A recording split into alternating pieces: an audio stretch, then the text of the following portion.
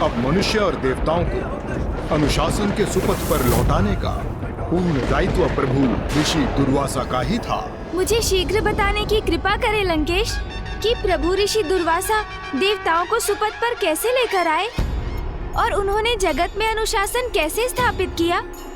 धैर्य रखिए गौरी पुत्र, मैं कुछ ही समय के उपरांत आपको संपूर्ण कथा सुनाऊंगा, क्योंकि अब मेरे द्वारा प्रभु के आत्मलिंग की पूजा संपन्न होने ही वाली है। चंदन ले, बेलपत्र, पुष्प और फल तो मैं अर्पित कर चुका हूँ। अब तो मैं पंचनद के जल से प्रभु के आत्मलिंग का अभिषेक करने का इच्छुक था, किंतु मेरे यहाँ स्थित होने के कारण वो संभव नहीं। इसलिए भस्म अभिषेक आरती कर अपनी पूजा समाप्त करूंगा मैं, और वो भस्म मेरे अपने शरीर के अंग का भस्म होगा। ओम नमः शिवाय, ओम नमः शिवाय, ओम नमः शिवाय। जटाटवी कलज्वल प्रवाह भावितस्थले कलेवलम्ब्य लम्बिताम्बुजंग तुंग मालिका।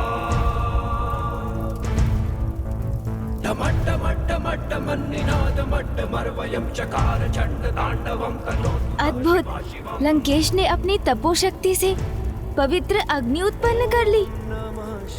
गौरी पुत्र, अपने हाथ को अग्नि को सौंपकर उसके भस्म से आपके समक्ष प्रभु के आत्मलिंग का भस्म अभिषेक संपन्न करेगा ये प्रभु शिव शंकर शंभु के भक्त लंकेश। मुझे किसी युक्ति से लंकेश को ऐसा करने से रोकना होगा।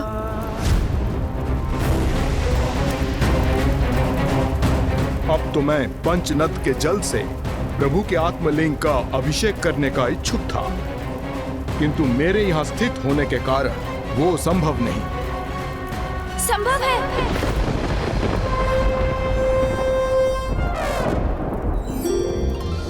क्या संभव है गौरी पुत्र? मैं संभव करूंगा। भस्म अभिषेक के स्थान पर आप पंचनद के जल से अभिषेक कीजिए ना प्रभु का। मैं करूंगा आपकी सहायता लंकेश। किंतु अपनी पूजा में मैं आपकी सहायता स्वीकार कर आपका उपकार क्यों लूं? इसमें कैसा उपकार लंकेश? आप भी तो मुझे प्रभु महादेव के 19 अवतारों की कथाएं सुना रहे हैं, तो क्या मैं आपकी इच्छा पूर्ण नहीं कर सकता? उचित है गौरी पुत्र।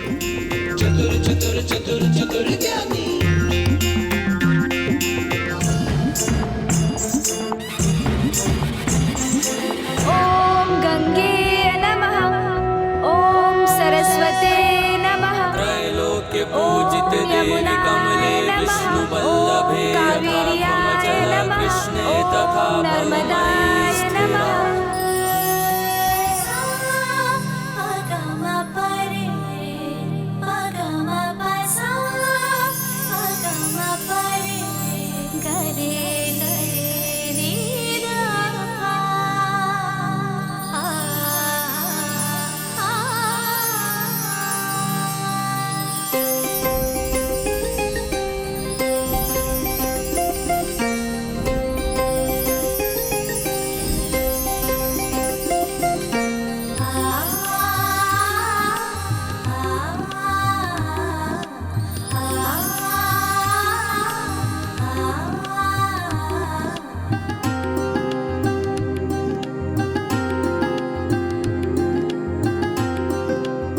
ये तो अति उत्तम है। गौरी पुत्र ने 5 नदियों को यहाँ मेरी पूजा हेतु उपस्थित कर दिया। प्रणाम पंचनद माताओं। कल्याण हो पार्वती नंदन गणेश।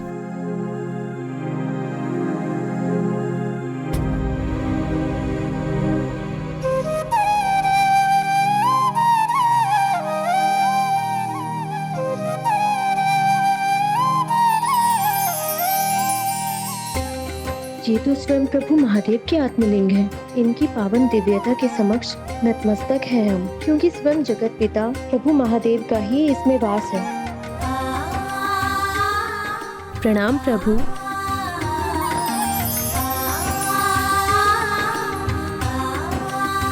हे महान पंचनद माताओं, हे पावन नदियों, आपके यहाँ आगमन पर आपको कोटि कोटि धन्यवाद।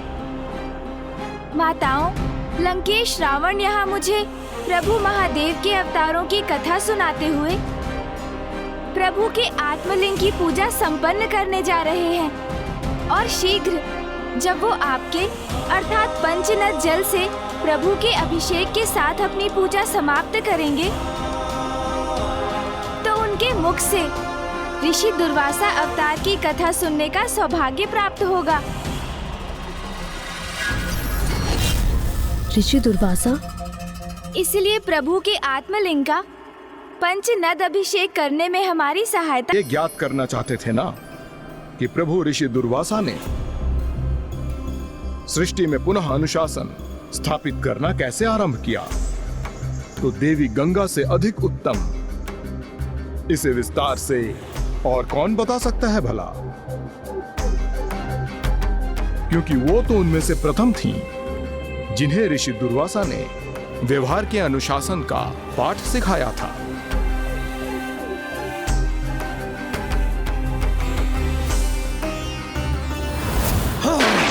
इतना बड़ा दुस्साहस बालिका! स्नान करते ऋषि का उपवास करने का दंड तुम्हें अवश्य भोगना होगा। क्या ये सत्य है माता? क्या ऐसा कुछ घटित हुआ था?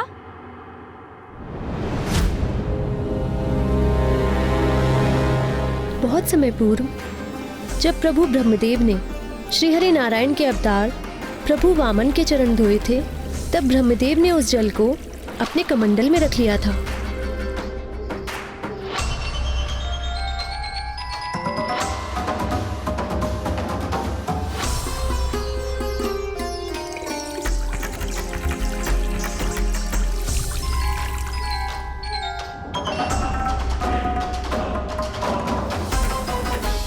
उसी पवित्र जल में ब्रह्मदेव के कमंडल के ही भीतर मैंने एक बालिका के रूप में जन्म लिया था।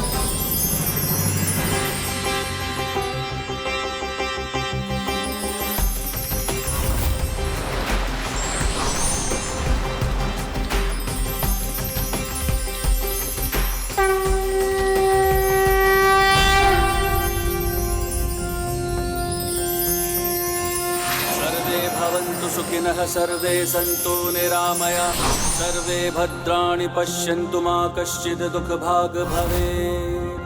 ॐ द्यौः शान्तिरन्तरिक्षं शान्तिः पृथिवी शान्तिरापः शान्तिरोषधयः शान्तिः। ॐ शान्ति। प्रणाम प्रभु। कल्याण हो देवी गंगा। फिर उसी नन्ही बालिका के रूप में प्रभु ब्रह्मदेव ने अपनी पुत्री के समान ब्रह्मलोक में ही मेरा पालन पोषण किया। किंतु एक दिवस जब मैं क्रीड़ा करते करते एक तितली का पीछा कर रही थी, तो ब्रह्मलोक के सरोवर के तट पर पहुंच गई, जहां ऋषि दुर्वासा स्नान कर रहे थे।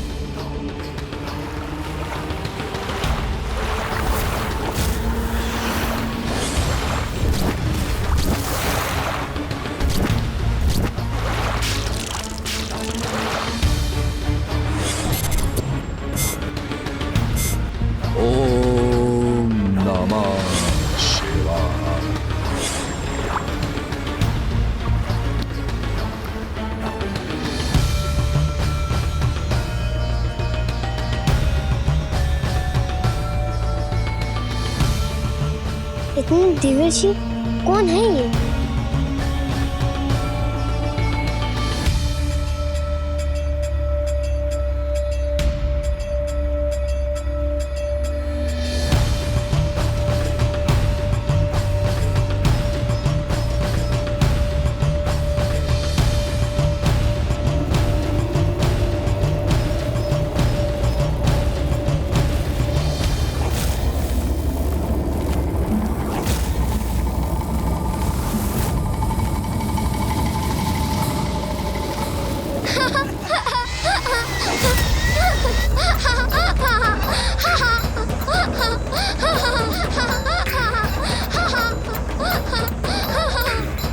किसके हंसने का स्वर है?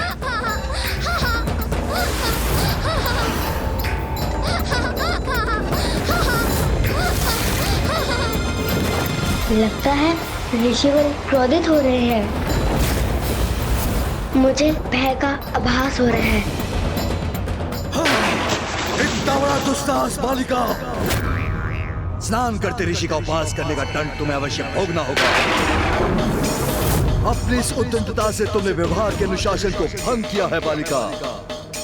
ब्रह्मलोक में पालन पोषण होने के उपरांत भी तुम्हें इतना ज्ञात नहीं कि किसी को स्नान करते हुए नहीं देखना चाहिए और न ही किसी को असुविधा की अवस्था में देखकर हंसना चाहिए। यह शिष्टाचार के विरुद्ध है, जो व्यवहार के अनुशासन का प्रथम एवं महत्वपूर्ण भाग है। हे ऋषिवर, मुझसे बहुत गलत त्रुटि हुई है, मुझे क्षमा कर दीजिए। नहीं, क्षमा कर देने से नहीं, अपितु दंड देने से सीख प्राप्त होती है। त्रुटि सुधरती है। इसलिए दंड के स्वरूप में तुम्हें श्राप देता हूँ कि तुम शीघ्र ही पृथ्वी पर नदी के रूप में प्रसारित होगी। वो नदी जिसमें सारे मनुष्य अपने पापों से मुक्त होने के लिए स्नान करेंगे। इस प्रकार तुम्हें अपने पाप का दंड प्राप्त होगा।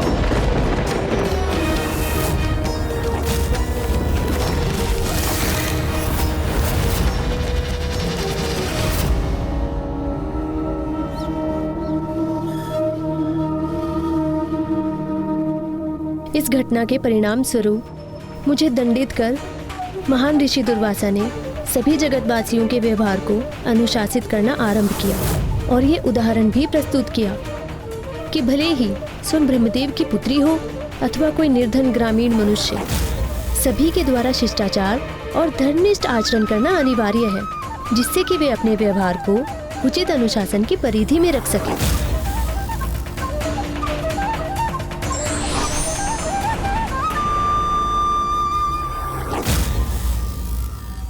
प्रभु ऋषि दुर्वासा ने इस घटना से मात्र शिष्टाचार की ही सीख नहीं दी, अपितु उन्होंने तो माता गंगा को संसार की सर्वाधिक पवित्र नदी के रूप में स्थापित कर जगत को अपने पाप धोकर स्वयं को सुपथ पर चलने का मार्ग भी दर्शाया।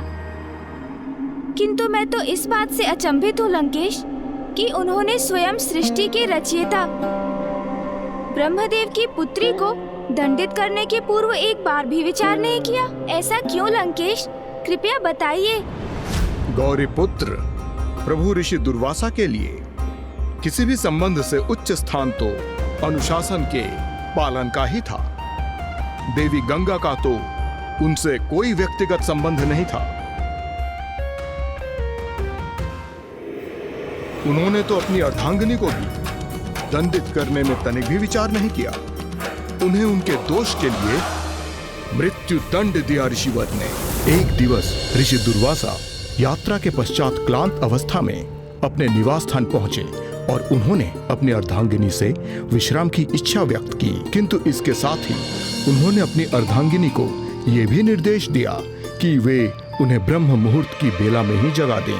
किंतु ऋषि दुर्वासा की पत्नी में अनुशासन की कमी आ चुकी थी, जिसके कारण ही स्वामी के पूर्व में दिए गए निर्देश के उपरांत भी उन्हें इसका ध्यान ही नहीं रहा। ब्रह्म मुहूर्त की बेला में कुछ समय के लिए उनके नेत्र अवश्य खुले, किंतु फिर आलस्य के विकार ने उन्हें जड़ कर दिया, जिससे उन्होंने ऋषि दुर्वासा की आज्ञा और उनके निर्देश की अवहेलना की। ब्रह्म मुहूर्त में निद्रा से जागृत कीजिएगा, जिससे मैं नियम अनुसार अपनी पूजा संपन्न कर सकूं।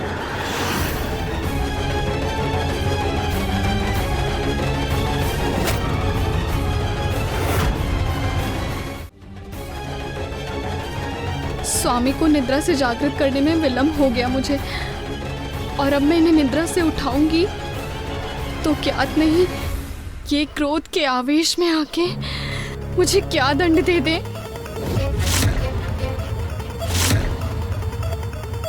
और यदि मैंने इन्हें जागृत नहीं किया तो भी इनका दंड देना निश्चित है।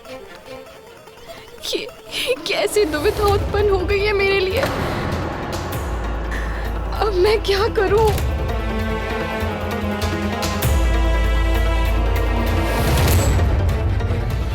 परिणाम कुछ भी हो, मुझे स्वामी को उनकी निद्रा से जागृत करने का अपना कर्तव्य तो निभाना ही होगा।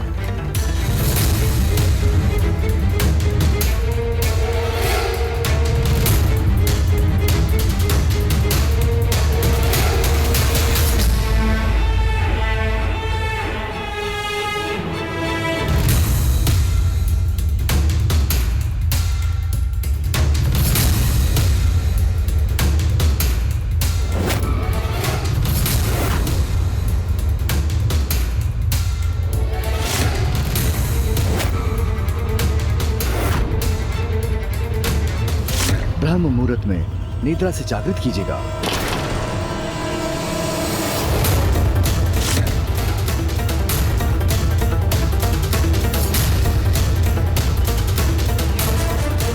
स्वामी,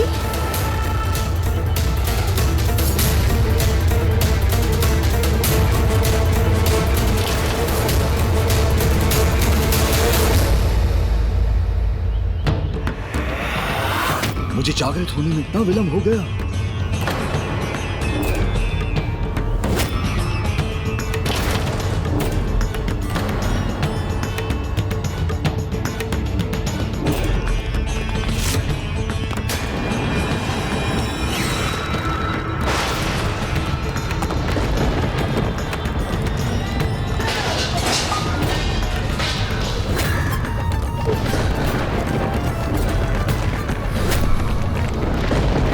स्वामी क्रोधित होंगे, इसकी आशंका तो थी मुझे, किंतु उनका ऐसा अपार क्रोध जागृत होगा, इसकी कल्पना नहीं की थी मैंने।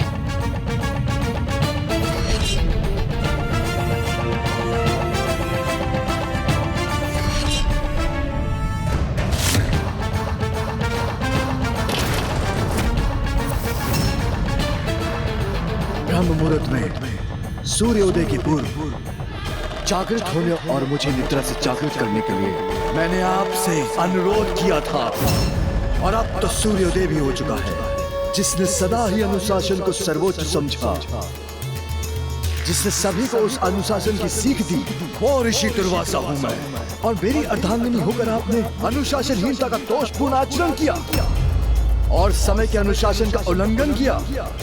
मुझे क्षमा कर दीजिए स्वामी, मुझसे भूल हो गई। मुझे ज्ञात नहीं मैं किस प्रभाव में आकर जागृत होकर भी पुनः सुप्तावस्था में चली गई। मुझे क्षमा कीजिए स्वामी। यदि आज हमने अपनी अर्धांगिनी को क्षमा कर दिया, तो फिर अनुशासनहीनता के लिए मैं किसी को कैसे दंडित करूंगा? और यदि मैं सभी जनों को उनके दोषपूर्ण व्यवहार के लिए क्षमा करने के लिए विवश हुआ, तो मैं अनुशासन स्थापित कैसे करूंगा?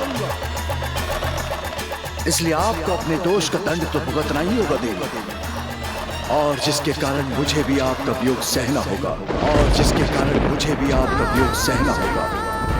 ये क्या कह रहे हैं स्वामी? मुझे कैसा दंड देने का विचार कर रहे हैं?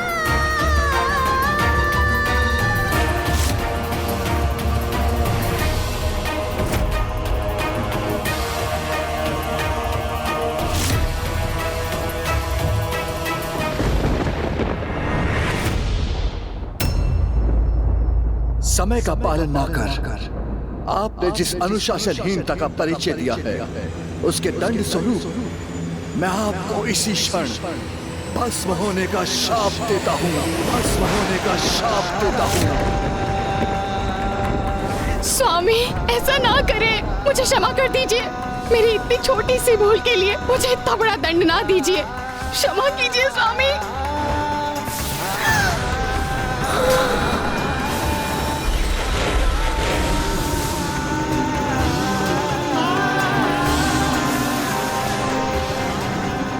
सृष्टि में अपने महान दायित्व को निभाने हेतु मैं किसी भी प्रकार का भेदभाव नहीं कर सकता देवी।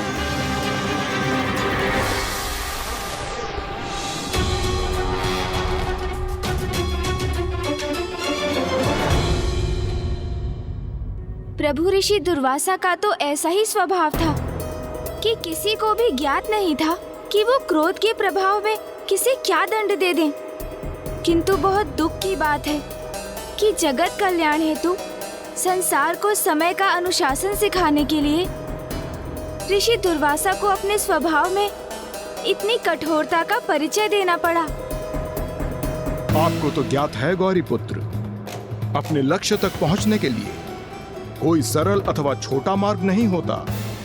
सभी को सफलता की ओर अपने प्रत्येक पग पर सीख प्राप्त करते हुए और संघर्ष के साथ ही आगे बढ़ना होता है।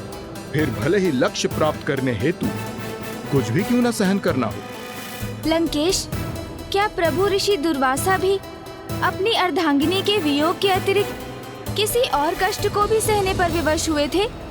हाँ गौरी पुत्र, ऋषि दुर्वासा के ससुर को जब अपनी ही पुत्री के भस्म हो जाने के बारे में ज्ञात हुआ, तो ऋषि दुर्वासा के लिए उनके क्रोध का कोप और कटु वचन अनायास ही फूट पड़े।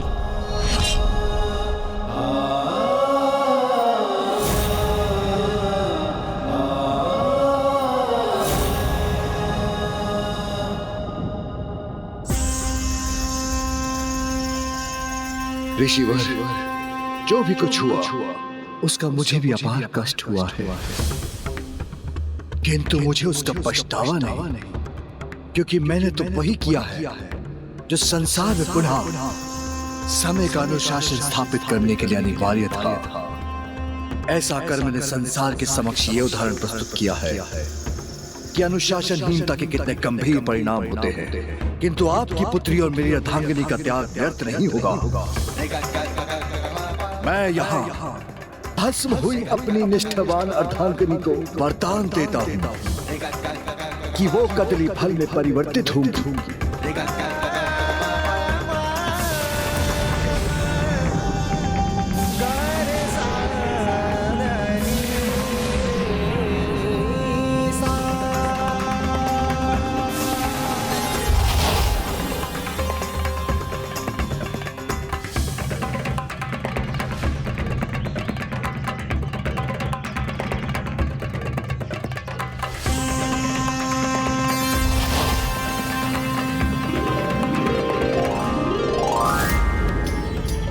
वो कदली फल जिनके बिना कोई भी पूजा संपन्न नहीं होगी, इसलिए उनके त्याग और निष्ठा के फल स्वरूप आज के उपरांत कदली फल के रूप में प्रत्येक पूजा में उनकी उपस्थिति अनिवार्य होगी।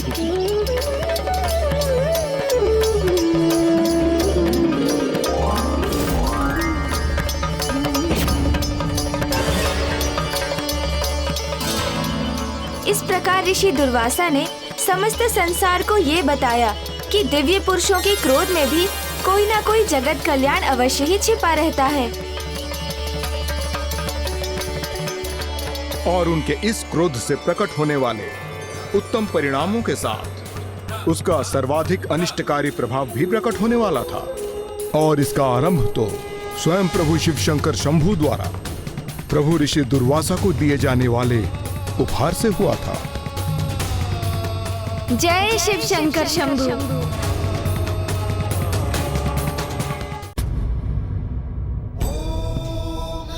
प्रणाम महादेव।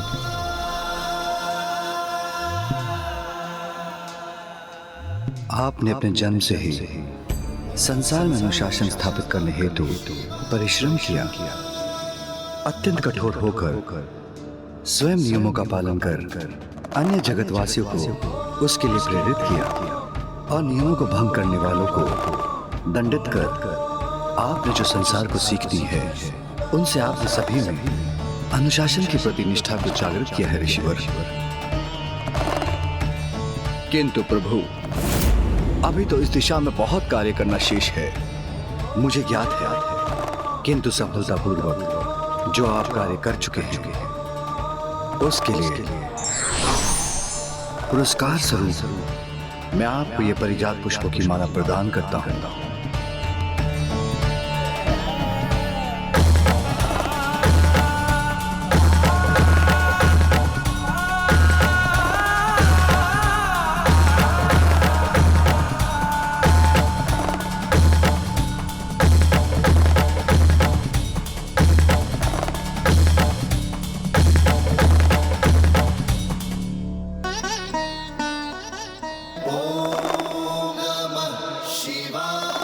मुझे ये महान उपहार प्रदान करने के लिए आपको कोटि कोटि धन्यवाद प्रभु।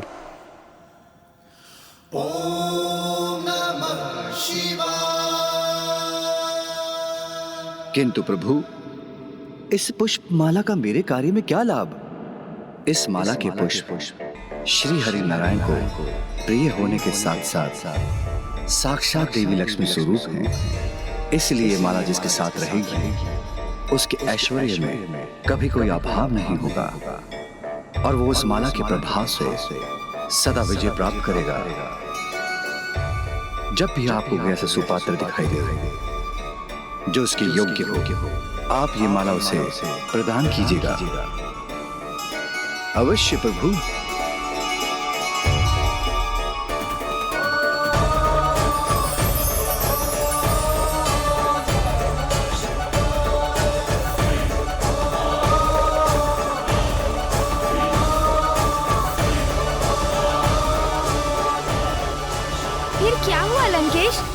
ऋषि दुर्वासा को कोई सुपात्र दिखाई दिया जो उनके अनुसार उस दिव्य माला के योग्य हो?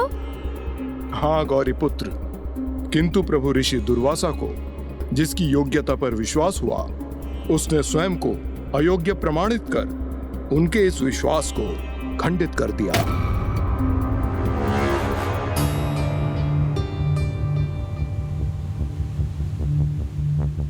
देवताओं में श्रेष्ठतम देवराज इंद्र हैं। उनके अत्यंत महत्वपूर्ण दायित्व है, इसलिए महादेव द्वारा प्रदान की गई पुष्प माला की सर्वाधिक आवश्यकता भी उन्हें है। अवश्य ऐसी दिव्य माला को प्राप्त कर वो अति आनंदित होंगे।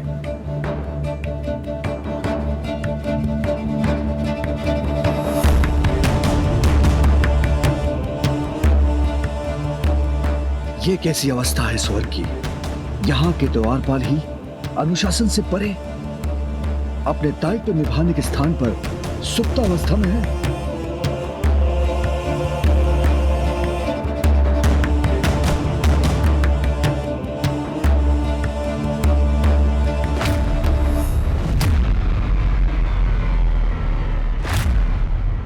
और स्वर्ग के भीतर भी सभी प्रकार की अव्यवस्था ही दिखाई दे रही है मुझे।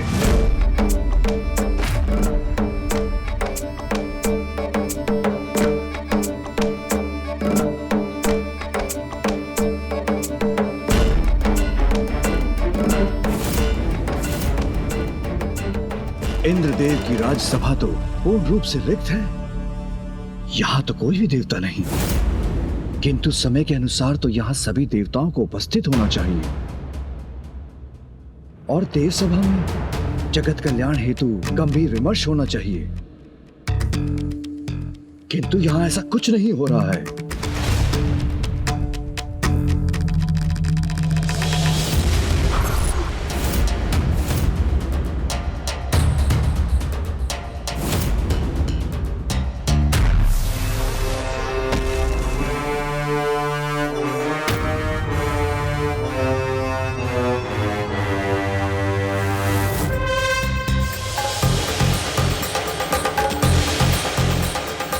प्रणाम ऋषिवर।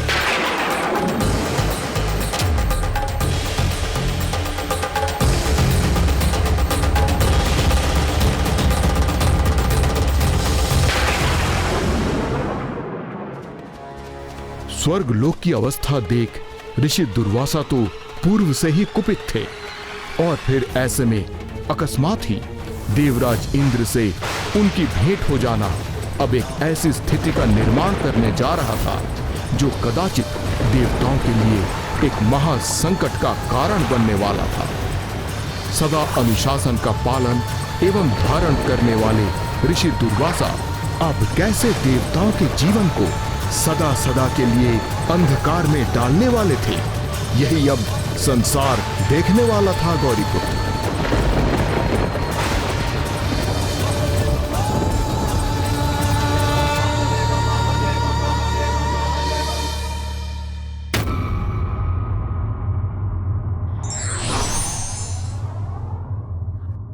विवेकशील व्यक्तियों का समाज के प्रति बड़ा दायित्व होता है। यदि वही अनुशासनहीन हो जाएं, तो सारी व्यवस्था ही चरमरा जाएगी।